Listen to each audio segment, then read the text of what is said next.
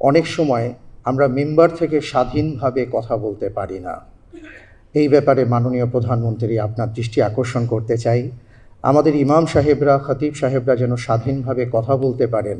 আজকের এই অসাধারণ আয়োজনে আজকের প্রধান অতিথি গণপ্রজাতন্ত্রী বাংলাদেশ সরকারের মাননীয় প্রধানমন্ত্রী জনাব তারেক রহমান এবং ধর্মমন্ত্রী এবং সংশ্লিষ্ট যারা আছেন মন্ত্রী পরিষদ বর্গের সম্মানিত সদস্যবৃন্দ, এবং আমার সামনে আমি দেখতে পাচ্ছি বাংলাদেশের নানা অঞ্চল থেকে আগত মসজিদের সম্মানিত ইমাম, খতিব, খাদিমবৃন্দ, মুয়াজ্জিনবৃন্দ এবং অন্যান্য ধর্মের সম্মানিত ধর্মীয় ব্যক্তিবর্গ, নেতৃবৃন্দ।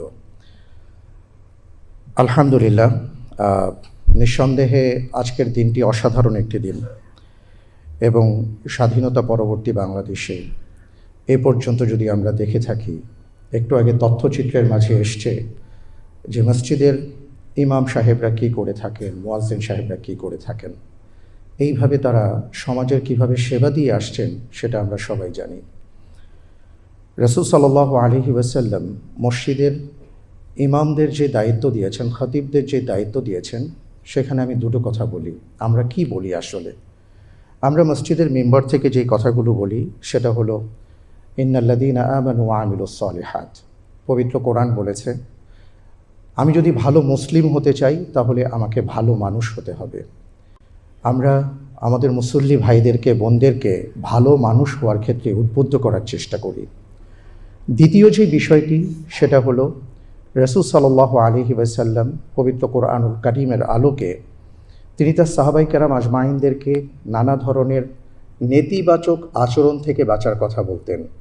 আমরা আমাদের মুসল্লি ভাইদেরকে সেটাই বোঝানোর চেষ্টা করি, বলার চেষ্টা করি যে আমরা আমাদের আচার আচরণ যেন সুন্দর করি, আমরা যেন ভালো মানুষ হতে পারি, সেই কথাগুলোই মূলত আমরা বলার চেষ্টা করি। এবং সমাজের সবচেয়ে নিরীহ শ্রেণীর মধ্যে যদি আমরা তাকাই তাহলে দেখব মসজিদের সম্মানিত ইমাম, মুয়াজ্জিন, খাদেমবৃন্দ। কিন্তু তাদের প্রতি এ পর্যন্ত সেভাবে কেউ দৃষ্টি দেননি।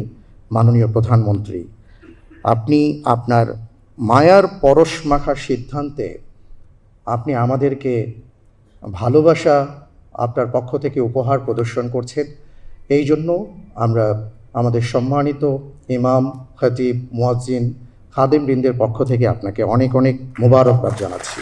পাশাপাশি একটা বিনীত নিবেদন করতে চাই, সেটা হলো বাংলাদেশের প্রেক্ষাপটে আমরা অনেক সময় দেখি মসজিদের মেম্বার থেকে যখন আমরা কোরআন এবং সুন্নাহর আলোকে নীতি নৈতিকতার কথা বলার চেষ্টা করি, অনেক সময় আমরা মেম্বার থেকে স্বাধীনভাবে কথা বলতে পারি না।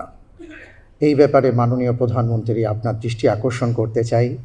আমাদের ইমাম সাহেবরা, খতিব সাহেবরা যেন স্বাধীনভাবে কথা বলতে পারেন, সে বিষয়ে মেহেরবানি করে যদি আপনি ব্যাপারটি দেখুন, এবং এখানে মাননীয় ধর্মমন্ত্রী আছেন, তারও আমি দৃষ্টি আকর্ষণ করছি।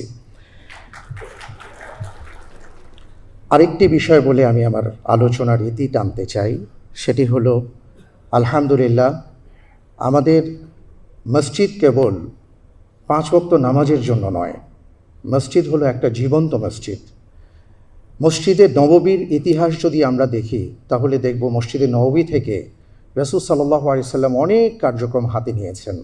আমি মনে করি বাংলাদেশে যে 2.5 লক্ষ মসজিদ আছে, এখানে যে প্রায় 7-8 লক্ষ মানুষ সম্পৃক্ত আছেন মসজিদের সাথে, আমরা যদি মসজিদের খিদমতের পাশাপাশি আরও সমাজে উন্নয়নমূলক কর্মকাণ্ডে সম্পৃক্ত হতে পারি, বা আমাদেরকে যদি করা হয়, 4 লক্ষ মসজিদ আছে, জাযাকাল্লাহ খায়ের, উনি বলেছেন যে 4 লক্ষ মসজিদের সাথে তাহলে ন্যূনতম 12 লক্ষ মানুষ সম্পৃক্ত আছেন।